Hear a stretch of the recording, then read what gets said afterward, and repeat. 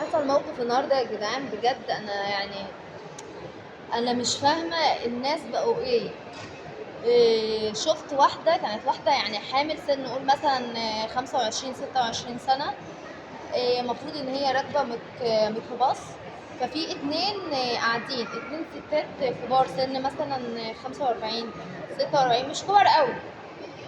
وهي البنت دي داخله، فبتقول لها ممكن لو سمحتي بس اقعد عشان انا مش قادره وكده، تعبانه.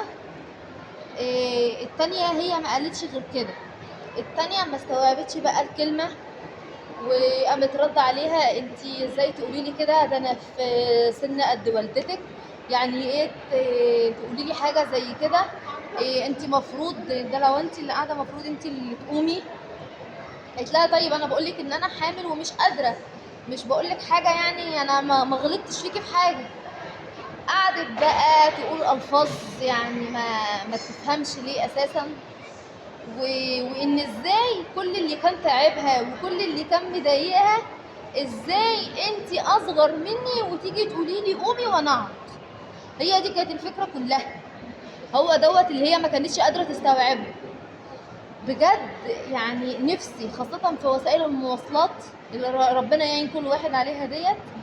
إيه لما حد يلاقي واحد كبير او واحد راجل كبير مثلا مش قادر او كده، مش هيحصل حاجه لو انت قمت وقعدته.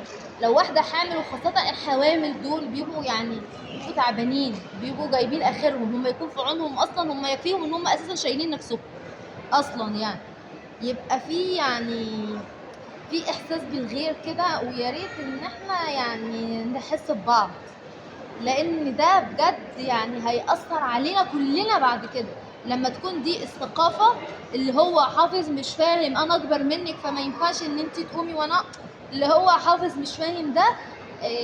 شيء وحش قوي يا جماعة، وبجد هتكون ثقافة هتتعبنا. يعني يا ريت نرتقي بالثقافة بتاعتنا شوية، ونفهم بعض شوية، نفهم المغزى، الهدف، مش اللي هو حافظينه وخلاص.